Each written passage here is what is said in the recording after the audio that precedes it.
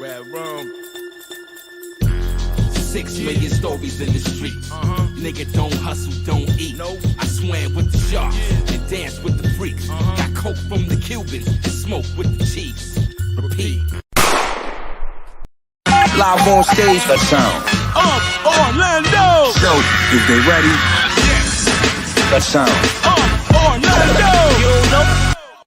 Like I said, we're back. This is the Sound of Orlando show, man. Busy night tonight. It's a Friday night, and we're discussing and talking about this thing of ours called hip hop culture. Glad to be back with you guys tonight. And want to send shots out to our sponsors of this evening. Our sponsors of this evening are legendary DJ, legendary promoter in the city, and legendary graphic design artist in the city. Give it up for Jesse Jazz and 5-Star Graphics. If you need printing of any sort, whether it's business cards, whether it's t-shirts, hit the man up. This man will bless you with quality versus quantity. Okay, so our other sponsor tonight is Red Rum. If you don't know who Red Rum is, they just joined us for the show an hour ago, and they have a new album out that's going to be dropping here in mid-May. If you don't know who they are, you need to go recognize Red Rum at AOD.com. They got a new single out right now called Mark of the Beast. Please go support our Orlando hip-hop people. Now, this next guest I got coming on tonight represents power, right? She's got her hands in a lot of different things right now. She's not only a conscious hip-hop songwriter, she is a CEO of a business. She makes her own potato chips. She's doing a little bit of everything. And she's also an author. She's also a great person. We just kind of chopped it up before we came on the show. This girl is not playing, and we need to support our women entrepreneurs, our women MCs that are out there on the front lines. And anytime you hear somebody doing some conscious stuff, man, please support it. We need that balance out here. Give it up for the queen, my sister, Lady Miz. What's going on? Hey, what's going on? How you doing? Welcome to the show, man. Yes, Welcome. I'm happy to be here. Thanks for having me. Man, we're so honored to have you.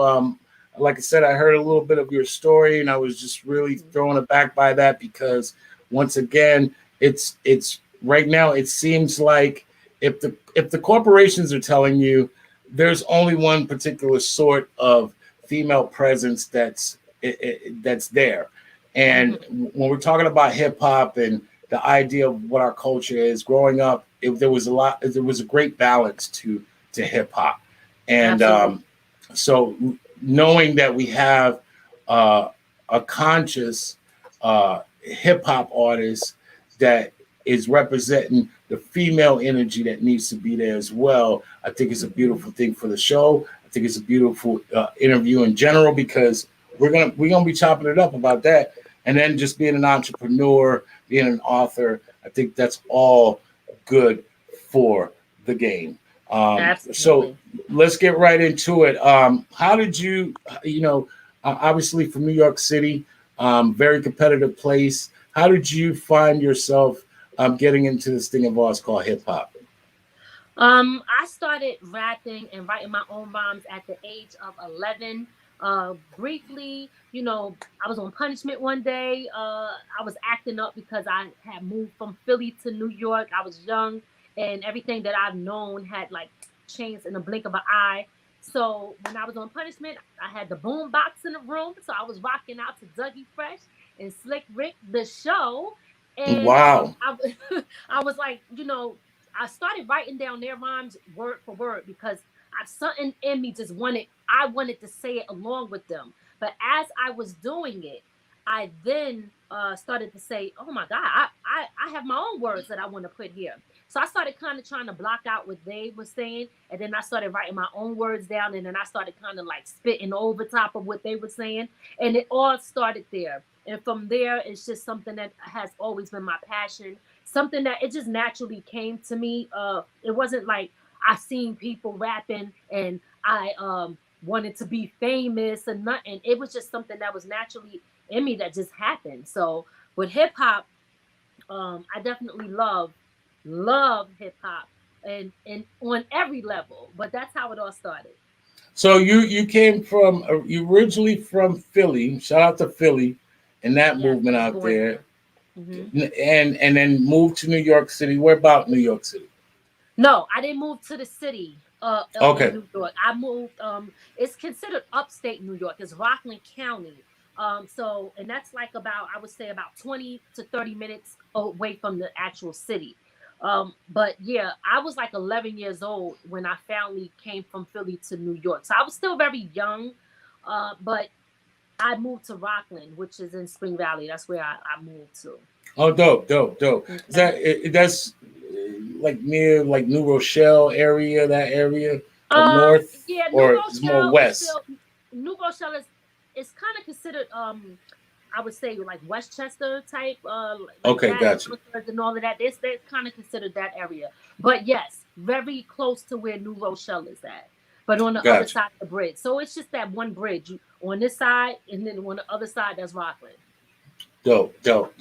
Okay, so I mean, you can't go wrong with the show. That beat is still, to this day, like embedded in and burned in my memory. Of just, Yes. it just knocks. Shout out to Teddy Riley. Like that beat just knocks. That those lyrics knock. Um, Talk about how you know flowing, and so you're talking about the show. So around that time, there were a lot of great female MCs out. Did who were some of the people that may inspired you when you were getting started? Um, I I gotta be honest, it's so many. I mean, I could sit here and I'll be here. I could take up an hour of your show telling Right. you how many people. But I will say, off the top of the head, I already mentioned Slick Rick, Dougie Fresh, Rakim, Coogee Rap, Salt and Pepper, Queen Latifah, MC Light, Yo Yo. I mean, like I said, I could just go on and on for days, but those were just some of the people who inspired me. Lauren Hill inspired me still, even though she was a little bit after that time. Big Daddy Kane, like people like that. Especially, and not to fast forward, but the person that I am today, when I look back, I love all of them, but I would say like Queen Latifah. When I look at what she was representing, I'm like, oh man, like that is definitely something that we need as women, especially Black women in hip hop. And she that image that she was putting out there was so important for us to see.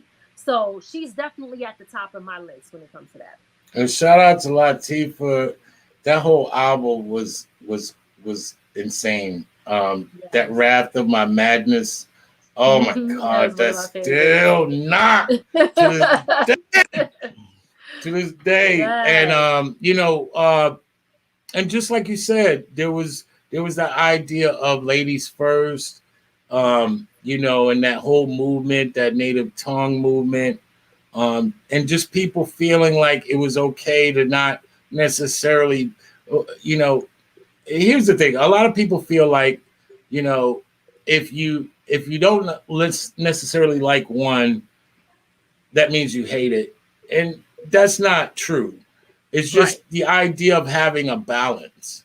Like there should Right. be both Absolutely. representations of what women are. It shouldn't all be about sex and Right. this idea of just women being dressing provocatively and just talking nasty.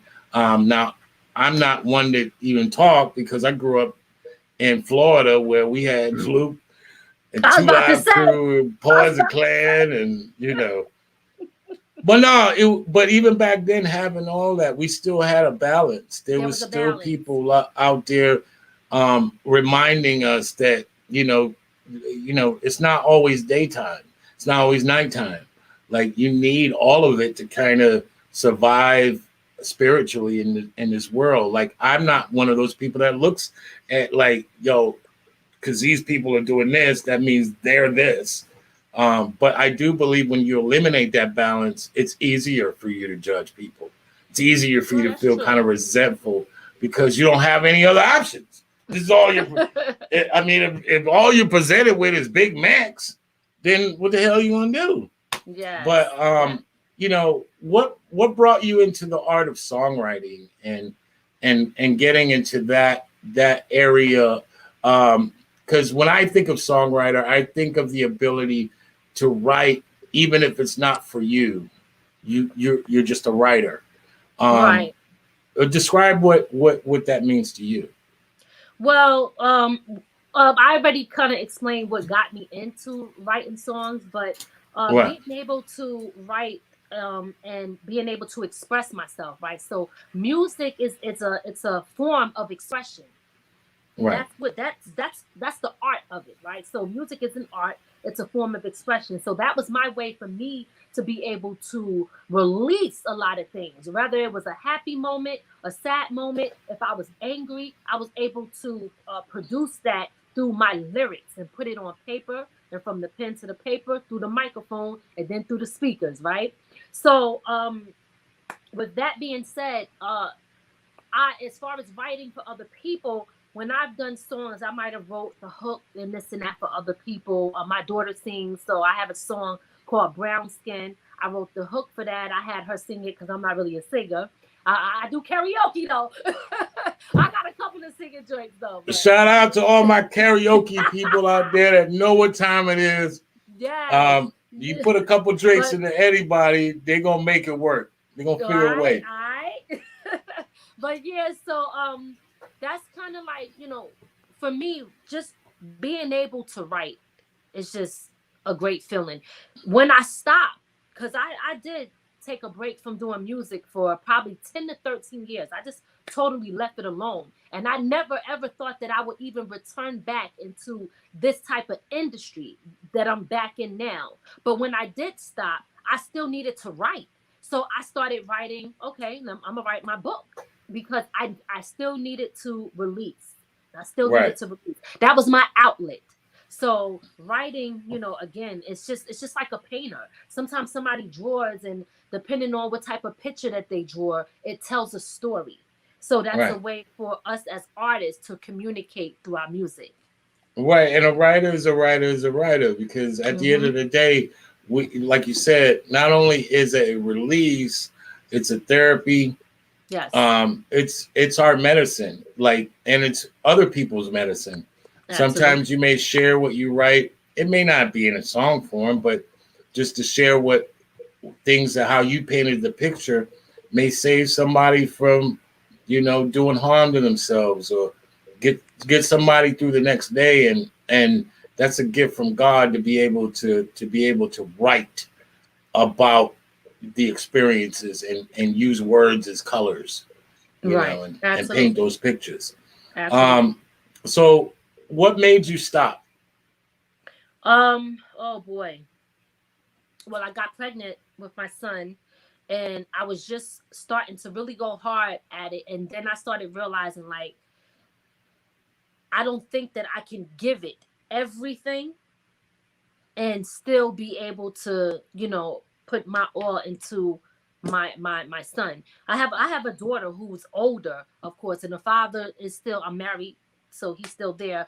But I just was like, oh man, I just think that I'm gonna fall back from it. And then I was going through a lot of different things at that time. So I just said, you know what?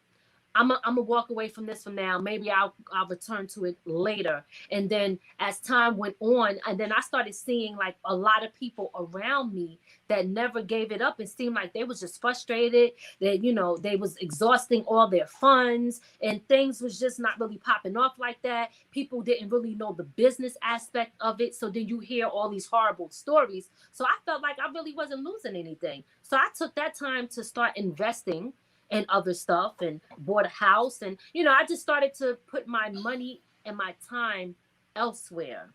And I'm happy that I did do that. You know, I am happy that I did it, but I'm happy also to be back in the entertainment business, because I do so much more than just music. Right. And let's explore that for a minute, because I think that's dope what you said. You alluded to it, but I want to explore that a little bit. You said I could have given everything. And for our young people that may listen to this later on and find, be scrolling some out of here. So what is everything? Because everything is a lot to different people. It sure is. And that's why you have to know what your end game or your goal is that you want to get out of this. Okay. Right. That's because I do interviews. When I ask some people that, I notice that the answer is very different. And that's the most important thing. Otherwise, you could get caught up and lost in this industry, not knowing if you close or not, because you don't know what your end game and your goal is. But everything is, I have to be able to be out there networking, doing shows, investing into the music, and not expecting someone else to invest in me. People want to see that you want me to believe in you. Well, show me you believe in you by you putting up for yourself too. I had to, right. all of that stuff. I was looking like, okay, so if I take my earnings and my money and start putting it all into here, I still have my son, I have a kid and I have a daughter as well, so I'm right. Like, I don't know if I could really do both. And then can I really give it the time? Am I going to be able to really go hard the way I know that I should be? And also be pregnant, have to be, at home, taking care of the baby. It just was not going to work. So giving it your all means being out there, networking, communicating with people, investing your time and your money into the studio, doing shows, constantly moving, and really never stopping, especially now, because now this industry is oversaturated, right, with a whole lot of artists, and people have a very short attention span. So the minute you take a nap, it's a wrap. They didn't forgot about you and moved on to the next. So how do you constantly stay busy in someone's mind? You got to constantly be producing, and you got to let them see you in all different lights. Because one thing that I noticed, and I know this is kind of going off topic of what you said, but I'm just going to tell you one thing that I noticed. Talk about it, sister. Talk about it. You cannot just be, in my opinion, I can't speak for somebody else. To somebody else, them being an artist might just be it. But for me, when I started to really understand the business aspect of things, I was like, I can't just be an artist. I have to be so much more than just that. Because I look at some people that I grew up listening to, and I'm like, damn, it's sad that some of them are broke, and it shouldn't be like that, because I feel like these people paved the way and they inspired me, and I look at the industry like, damn, this industry is a grimy industry though, right? I ain't gonna get into that, but it's a no. I want you to speak your truth. And because once again, most people won't talk about that because it doesn't necessarily perpetuate a narrative. What you're talking about is actually what people won't talk about out of fear, but our people need to know that. Every experience is valuable. Every insight is valuable, especially when we're talking about the raping of our people, because we've been raped in many different ways, and still getting raped, and like most rapes, sometimes that shit is in public, and sometimes what's worse than the actual rape is the silence of the rape. Nobody's saying a fucking thing. None of my business. Right, they ain't gonna be me, right? But that don't help nobody. Right. Absolutely, you're absolutely right. It's sad, you know what I mean. But when I say what I've been through and what I'm talking about, I just know, at the end of the day, I could be on your show all day and talk about this. This is what I do. You know what I'm saying? But right. When I talk about my experiences, I'm talking about the vultures, the people that, if they see that there's something that you don't know, they will take advantage of you and use you based off of your ignorance. Okay, so people, everybody is out for a money grab. One thing that I had to understand is, even with me investing in myself, I had to be careful with who I was spending my money to, because just like this music industry is oversaturated, so is social media and everybody else that claims they could provide a service for you, where they just woke up one day and said, oh, I'm just want to do this, but they have no real talent and skills. Everybody want to tell you that they are marketer, they could do this, they could do that, they could get your numbers up, and those numbers be fake. You don't even know who you really dealing with. It's so hard to find the real ones. It's hard to find a real one. So what do? You got to do? You got to be the real one. You got to really educate yourself, because if you don't, the snakes is going to get you. They're going to get you. And you're so right about the idea, and I'm listening, Mama, because the word "find" that fucks with me. I think living on this planet or living in this country, we're now going on about 500 years, and we're still having to find, which doesn't make no fucking sense. Because we're all, in a lot of ways, have been raised to believe that we're alone.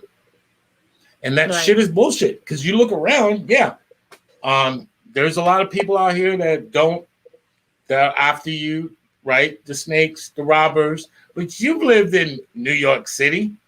And I don't care how many thugs or how many people may be on the street out here peddling or robbing and stick up kids and shit like that. They don't outnumber the people. They're the minority.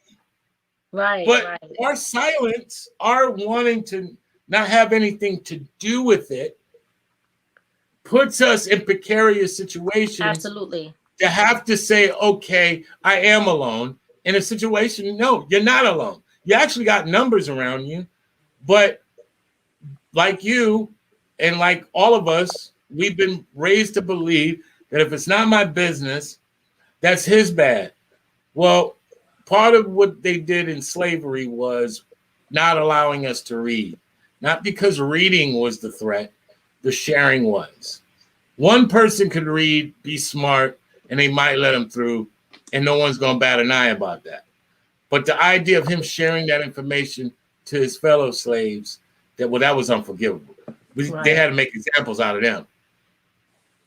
And it's still going on.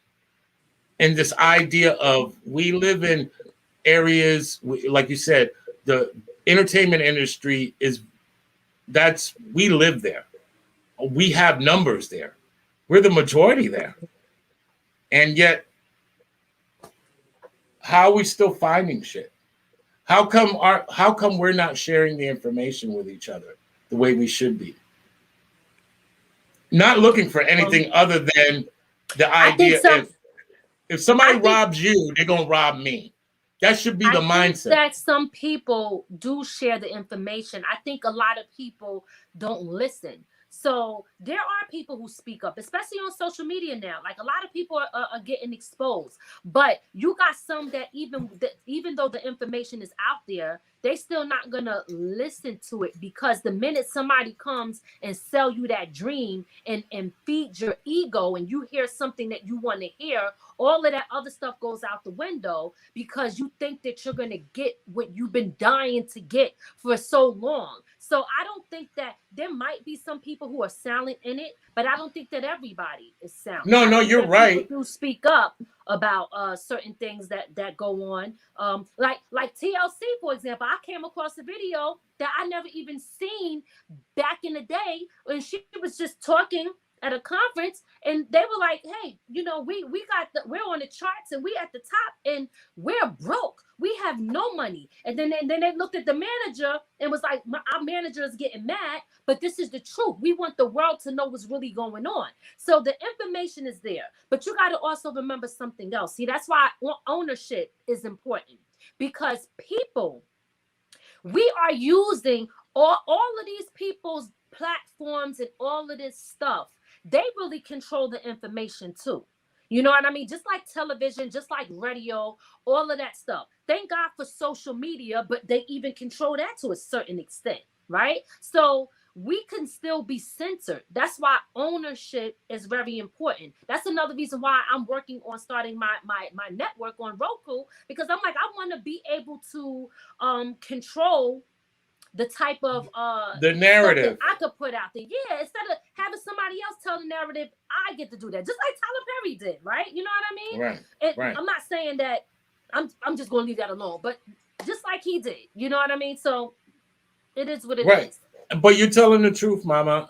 That it's exactly the end goal for a lot of us, especially right now in this particular time frame, because which you alluded to, we just went through this COVID shit. We're continuing to kind of see it's still going through it. We're seeing the idea of mortality. Funny how things happen when you feel like you're gonna die. That always changes the mindsets of everyone. Absolutely. But for a short period of time until they realize that they're not, then it's back to the same old shit, right? that part. But we are talking to each other, which is a beautiful thing. I grew up during a time in which if you wasn't from my area, you didn't grow up with me, it's none of my business, and I don't need to talk to you. And unless I'm put in a position to have to talk to you. Right now, we've all been molested. We've all been touched by tragedy and just being exposed to kind of a space we never been before. We all experienced it at the same time in stereo. And this is allowing us for once, back to your one point where you were talking about listening and receiving. I think we're in that space right now as a people to receive each other. And the people that won't, there's always going to be those. But once again, I go back to that robber analogy.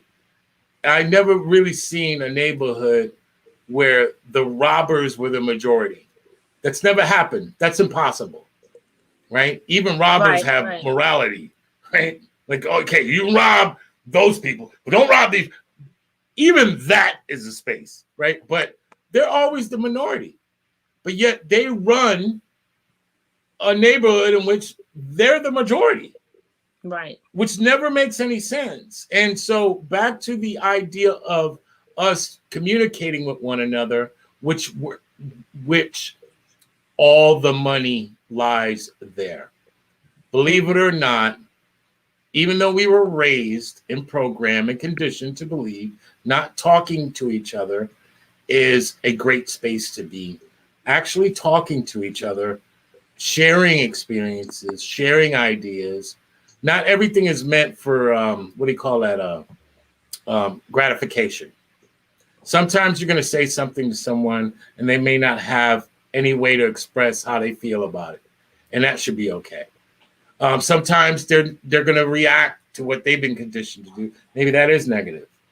But the fact that someone even has the courage to communicate, the fact that anyone has the courage to even receive is a better space than to be walking around here kind of pretending that none of us exist, unless they have a cash register built in their face or a cash register built in their spirit. Like we become all of the very things we've chased, which are products or things, no souls, no spirits within us. We're all just relying on being valuable based on something that's not even alive, which is money.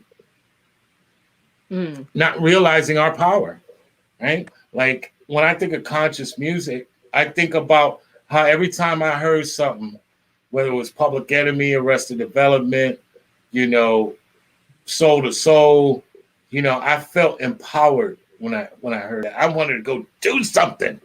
It just felt so good to hear something in those frequencies and be able to feel like, yeah, that's my story right there. And it don't matter that they're from London or from Long Island or from Compton. Like, that's our family right there. They're talking to us. We need to get back to that where people are kind of talking to us in more of a broader conversation instead of talking to me about how much money you got. I'll strip for you. Because who talks like that all day long? A lot long? of people do. No, I know that. No, it's scary, but I have to believe humans don't talk like that. Like, Well, I have. here's my take on that, right? Yeah. So I totally understand where you're coming from, and I agree to a certain extent. And let me explain why. I think that it's something for everybody. I think we have to be careful with what we feed to our community and what we feed to our kids growing up. I think that there should be good and positive role models for people to look up to, and we should not be the only role models that they put to the forefront are the ones who's talking like that, because there is an agenda for our people. You understand? So of course it's going to look like that, but we do have a lot of positive role models out there. They are just not being pushed to the front. They're kind of being in the back, and that's why it's important. And I go back to ownership, because if we keep going to our oppressors, right, and expecting them to tell our story the way it's supposed to be told, then then we the foolish ones at the end of the day, because that ain't never gonna happen, right? They're gonna always tell it the way they want to tell it, the way they see us, the way they want us to be. They can't do that though if we don't give them the content to be able to do that. But on the flip side of things, when I do listen to some of these other, I'm not going to say that I'm saying like I totally support all the bad music, but I get it, right? They might be going through something at that time, because I've been there. So I haven't always been somebody that spit like conscious rap. I was talking about what I was going through. I was talking about my surroundings. I was talking about my environment. I can only give you what I know. So if you're looking at people in a certain area, in a certain condition, talking a certain way, that is what they see all the time. So, how can we expect something different, right? My thing is, we're losing a lot of leaders and people who are trying to be that role model in the community, because everyone is trying to fit in with the kids, right? So at the end of the day, we have to first understand that it's entertainment only.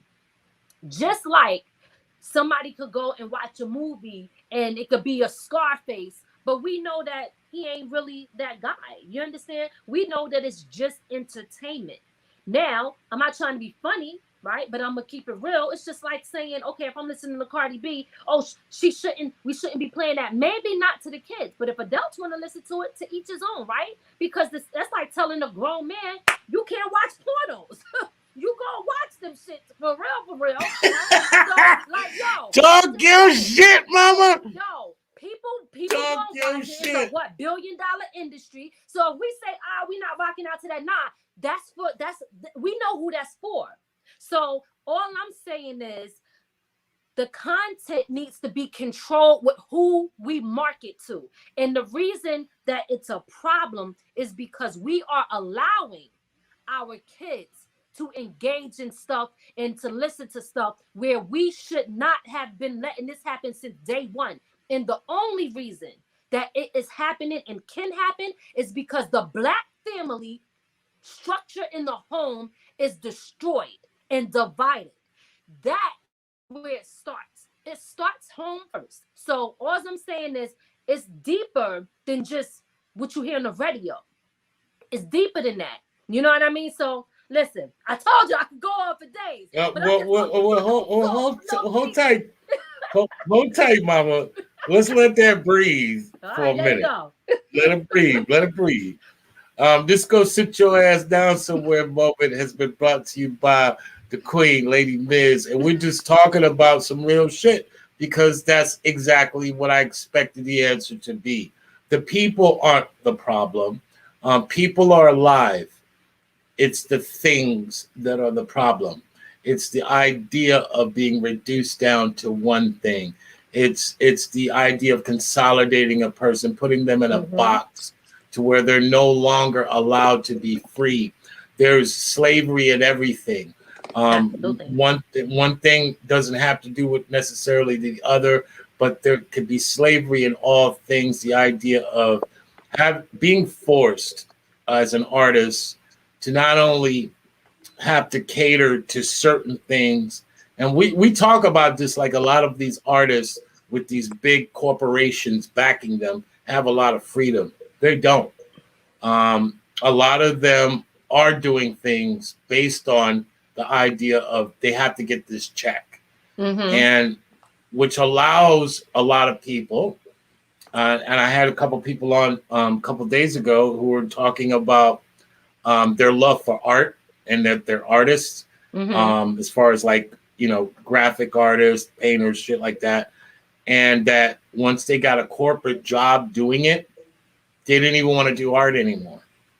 Oh, wow. How many stories do you hear about people, getting paid for their gift, and then the very gift that they were getting paid for, they wind up hating it because of the expectations that people want to put on you, when part of your gift or part of the glory of your gift is the ability to be free.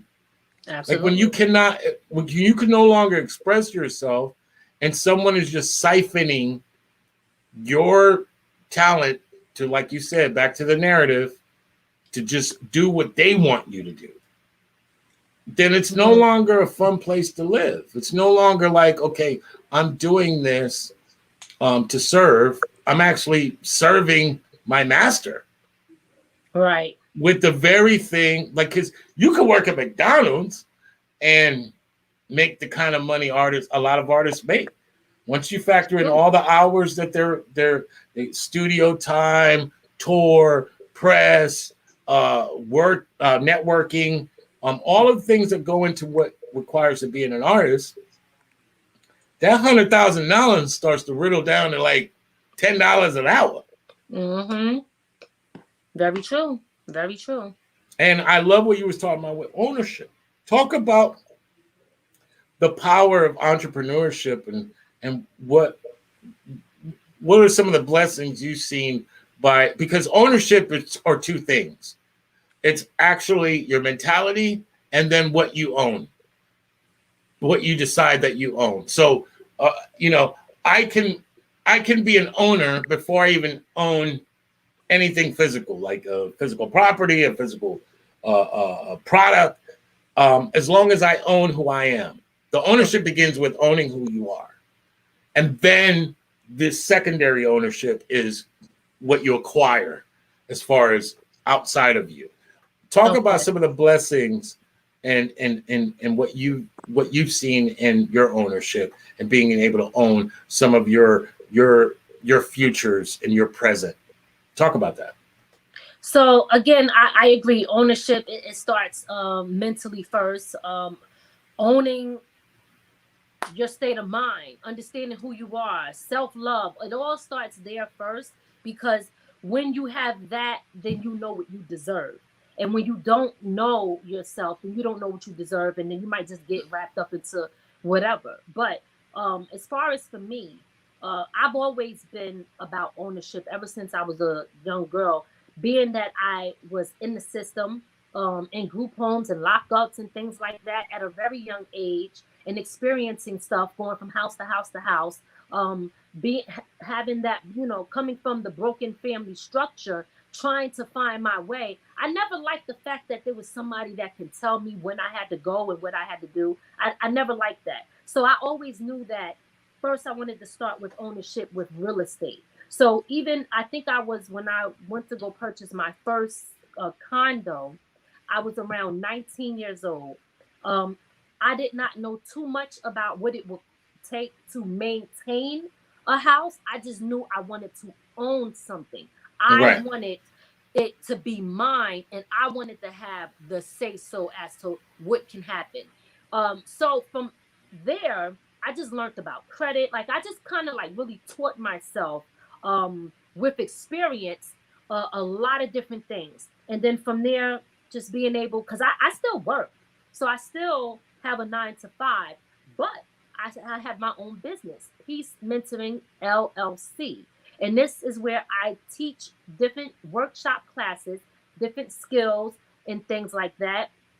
That's one of the main things. Owning my own music. When we talk about ownership, right? And this is what going back to knowing the business. And I still don't know everything. But I tell you what, once I really started learning some stuff, I was like, oh, wow, well, let me get my own publishing company, because it looks like there's still being money left on the table. And if I don't claim that money, somebody else will. So let me start my own publishing company so that I now have getting more money and it's mine, right? So then I started my own publishing company.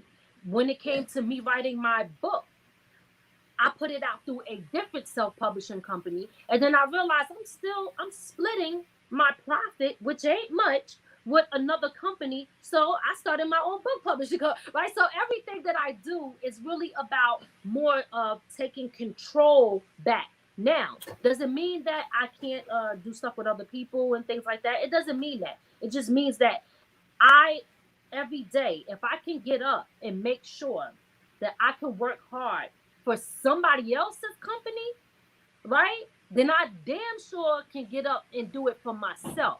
Because what happens to people is they're miserable. That's why they say, thank God it's Friday and I hate Mondays, right? Thank God it's Friday, because on Friday, you get the next 48 hours to really do what you want, right? Right. I hate Mondays is because when you at that job, you just there because of a paycheck. You're not really happy with what you're doing, but you got to do it to survive, and you're not really living your purpose. So it is so important to live your purpose, and living your purpose is about really owning what you want to do. Owning you here first. What do you want? And then that goes back to knowing what your end goal is, right? So if I'm doing this music and I'm running around, but I'm still broke, I own nothing. Everybody else is getting paid. I'm in a 360 deal, right? And I'm unhappy. And I'm like, yo, okay, yeah, the fame and glory, but what do I own in the end? Is that really what you want? That's why people get miserable and want to leave this industry, because somebody sold them a dream and they only focused on the fame and glory, but didn't know the business. And that right there is the part where you got to say, okay, I better own my stuff, or learn how to take control over what it is that I want for me. So my goal is, okay, I want to be able to do this so that it opens the door for that, so that I can now do this. You got to have a plan, just like a business plan. Take this music and turn it into a business plan so that you can at least know I'm getting closer to my goal. If you don't have that, then how would you ever know if you are making progress if you don't have a plan? We're just going to let that breathe for a minute. For the people that don't understand how important plans are, goals are, what you're trying to do with your life, ownership, let's let that breathe for a minute. This go sit your ass down somewhere moment has been brought to you by Lady Miz. Now talk about you're doing podcasts, which is dope. Which means you are talking to the people too. Talk about that and what inspired you to start reaching out to people publicly, and because public speaking is you'd be surprised how difficult it is for people. Yeah, it is. It can be difficult. So it's not difficult for me now because I'm in my element, right? Right. This is the element, right? Yes, absolutely. But how I got started is I was out here doing the music, trying to promote my music, going on shows and doing interviews. And my very first interview, I was nervous. And I was like, oh, man, I don't know what I'm going to say. And what if they ask me this? And I was just overthinking it. But then I had to tell myself, because then I get anxiety, right? So I had to tell myself, yo, just be yourself, right? Nobody can do that better than you. So the moment that I said, this is the main thing, the moment that you do not care what people will say about you, that is the moment that you will be free. Because I was concerned. See, when I say stuff like, oh, what if they say, and what if I say, that means I'm afraid that I'm gonna say something that people are gonna judge me, because we live in a judgeful world, right? So the moment that I said, the hell with it, you get this is what you get. either you take it or leave it. You like it or you don't. At the end of the day, I'm still going to be me. So the minute that I was like, yo, this is what it is. And I was like, oh, I like this. And then I went on another show and they were like, yeah, we want you to come back. And I was like, I want to come back. So from there, I was like, okay, I'm going on other people's platforms and I'm doing stuff, but I want to build my own platform. So I decided to start From the Ground Up Productions. Big shout out to my husband, Double R, Regular Ray, Navy Boy. Okay, that's my co-host on From the Ground Up Productions. Dope. Here's the thing. When I started that, in the beginning, I still was kind of like talking a little bit funny, right?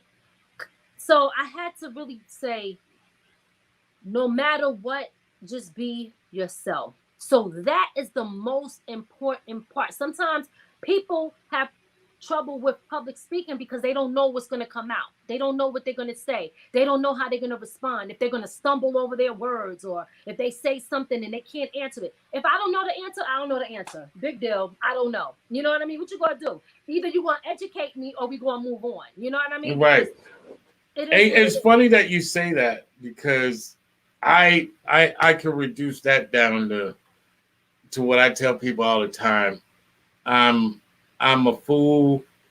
I'm crazy, and that's just who I am. So, like, when you are okay with being the loony one, and most of the time, what requires to be out in public requires some level of insanity, because there's no in public. There's no place to be reserved at. You become an object when you're not involved in what's going on around you. Like, absolutely. So why are you even there if you're not going to participate? And the real participation comes in with the ability to jump out of boxes that we compartmentalize as normal human interaction. You hear the term all the time, I don't need no small talk. You're damn right. There's enough crazy to avoid all small talk. Like, damn, I didn't know you were that crazy. Okay, let's talk about that. I mean, if we were really who we are, whether we're klutzes, clumsy, like you said, the stuttering part, really kind of finding and just being comfortable in your own skin, I think those are what creates the artwork. It creates the dialogue. Absolutely. When you're allowed to be free, and when you feel like you don't care, you don't give a fuck, you don't care what people think, because this is who you are, and you're not living for them, you're living for you. I think any time, and that shit goes into any situation in life. That's right. I relate more to crazy people than I do normal people, because I'm from the school. I don't know what normal is. I think normal is a life in which, for some people, it works. But you were talking about that misery earlier. Trying to fit everything into a space doesn't always equate to what love is. Love is crazy as fuck. You wouldn't need to forgive if you weren't expected to be hurt. Like, hurt is a necessary development in your lessons. You can't learn if you're too busy winning. So nobody. And you got to be okay with losing sometimes, because a lot of times people, if you fail, sometimes you learn from that failure. That's an opportunity for that to be a learning moment. That's why I always say, I don't fall down or fall back, I fall forward, right? Because when I'm just gonna get up and keep going. And I've had many failures, but it ain't stopped me. See, a lot of times people don't want to fail because, once again, they're afraid of what people might think and say about them. But most of the greatest people that accomplish stuff are people who they failed throughout certain things didn't work. I'm always trying new stuff. I'm about to do a reality show, right? For the people in my area, called Making It in the 845. I'm starting my Roku. So, boom, I'm going to put that reality show on my network. But the thing is, like, sometimes people don't want to take those chances because they're afraid of failure. I'm not afraid of failure. At the end of the day, I could sit here, do nothing, and take my funds and just blow them away and be at the club with everybody else is partying because it's safe, right? But I'm investing into certain things that I feel if I got something I want to do, I'm doing it. Nobody's stopping me. You understand? Because you only got one life and you got to live that. People say you only live once. No, you live every day, but you die once. So it's important that every day you live and you do what you want to do. Man, so talk your shit, mama. You're telling the truth of how it needs to be spoke. Exactly. The idea that and sometimes it's really not even about the failure. It's just the idea of the failure, the look of the failure. Like nobody wants to fail in front of people, but yet there's thousands and thousands and millions of memes of failure. There would be no comedy in winning. Nobody goes to movies where everybody wins. Nobody goes to those movies. They want to see what happened when such and such bet it all on themselves and lost everything. Like, you know, we want to know what that is like. It's not even living. Like I say this all the time too. Like we celebrate the lights. You got lights behind you. Like, but we don't. That's the one time you got it right. What about the thousands of times you got it wrong? That's why I always say too, don't be a hater. You never know what the person went through in their losing season. You know what I mean? Before they got to the winning season. So sometimes, like, you know, it's crazy how people will hate on you like you're not supposed to have something. And that's why, like, for example, I'll use Cardi B as an example. At first, I wasn't totally feeling her. I was like, I don't like what she's saying. But then I looked, I said, this girl, listen, she put in work.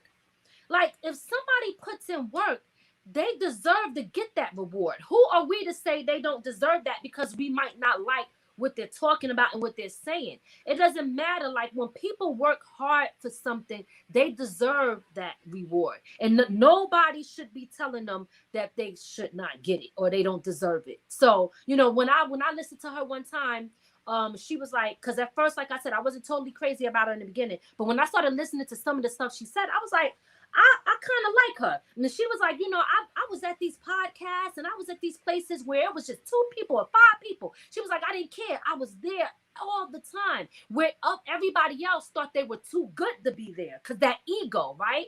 So the ego makes it, that's what's holding a lot of people back. So for me, I always look at it like, you know what? I got to respect people like that because that's me.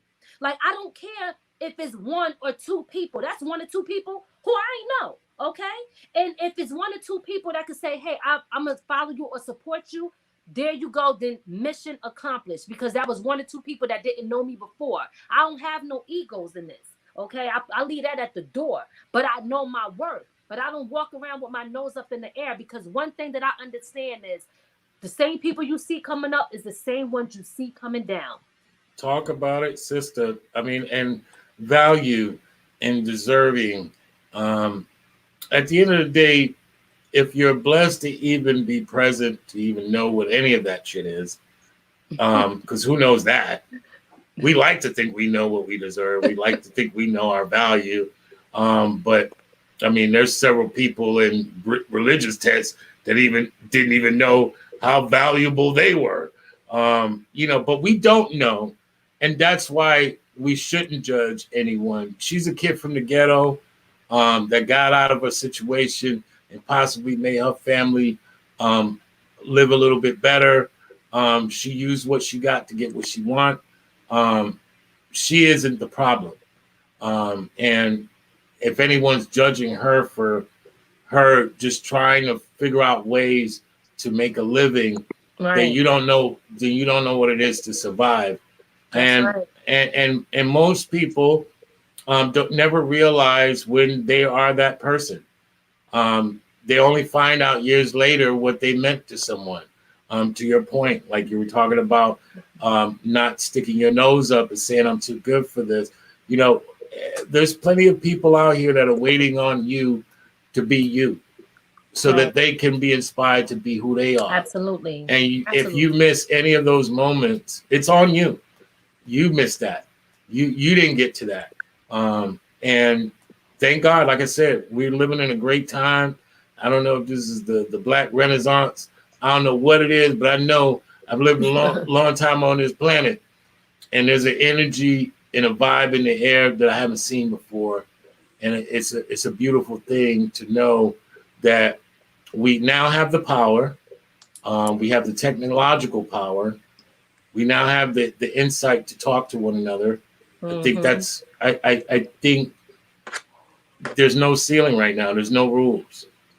If you put your mind to it and you have the ability to give, to serve, and to share that wealth, then we're all better for it. Absolutely. Absolutely. Talk about quickly, what can we expect from you from 2021? What can people look out for? How can they reach you, and how can they get to your whole movement and your energy? How can they get to be a part of it? Yes. So what people can expect from Lady Miz in 2021?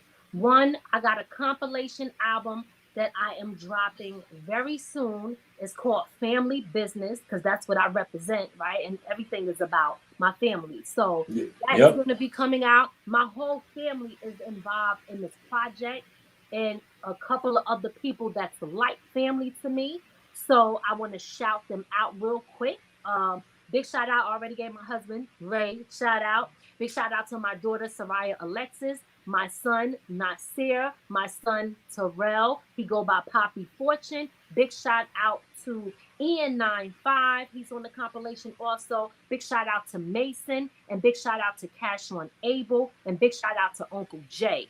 Those are the people that's going to be on the compilation, which I will be dropping soon. It will be Lady Miz Presents Family Business. So that's one thing y'all can look out for. Another thing is y'all can definitely check out my podcast.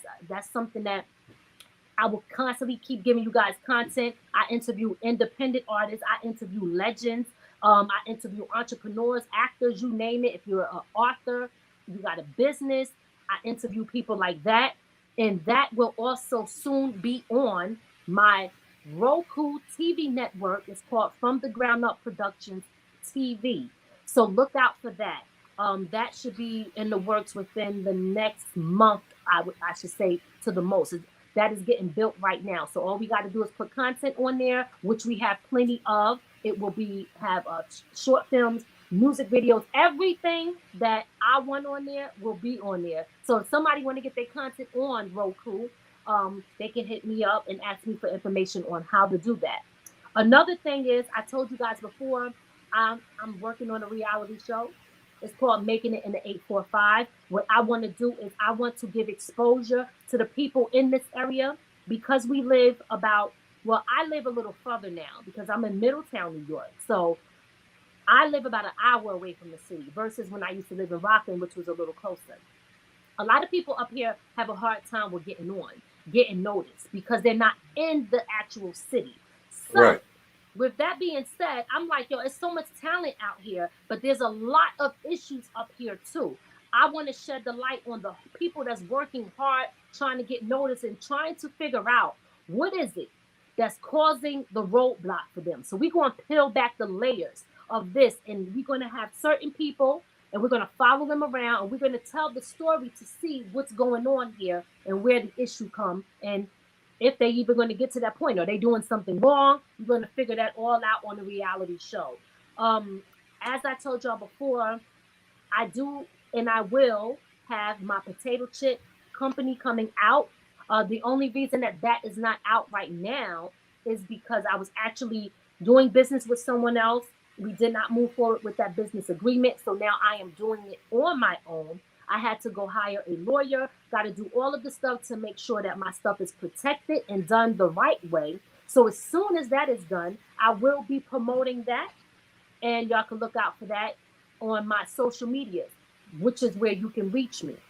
Instagram, Facebook, YouTube, Clubhouse, all of those places, or email. Y'all can contact me. Everything is Lady Miz. I spell lady with an I. So it's LADIMIZ. And you can check me out on, like I said, Facebook, Instagram, all of that. Hit me up. if you want to network, if you got something that you want to do as far as doing business with me, I'm going to be looking for brand ambassadors for my potato chip company. So if y'all are interested in that, you can hit me up. And I think I covered everything. I don't know if you asked me something that I didn't. No, you good, Mama. You do your thing right there.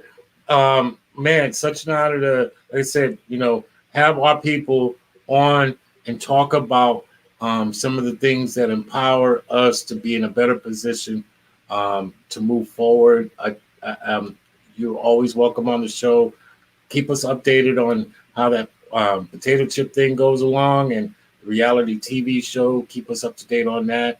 And I forgot one thing. I'm so sorry. Yeah, go ahead, Mama. So my email is ladymizmusic@gmail.com, just to put that out there. And another important thing that I forgot to mention is that I now have just gotten into hosting events. So big shout out to Doug Oliver, somebody that me and my husband is working with very closely. And we just did the Legends Edition, which was a great success. We had all of the old school rappers out there: T-Ski Valley, Spoonie G, Peter Wayne, and Grandmaster Melly Mel. Dope. Yes, and next, hopefully this Father's Day, we should be having Will Tracks, Das Effects, and some comedians such as Smokey and a few other ones out there. So every month I'm going to be giving you events and given opportunities for other independent artists to open up for these artists. So that's another thing I wanted to put out there. I forgot to mention that. Dope. And we love that. If you're in the New York area, go out and support the Queen, Lady Miz, and like I said, keep doing your thing. Keep doing your thing. We need more of it. There's not enough of it. We all need. It's all hands on deck right now, and we're better for it. Man, thank you for coming on the show tonight. Like I said, stay in touch, and you're always welcome on the show. Thank you for having me. Big shout out to you thank you for having me and being a part. Can't wait to chop it up with y'all in the future.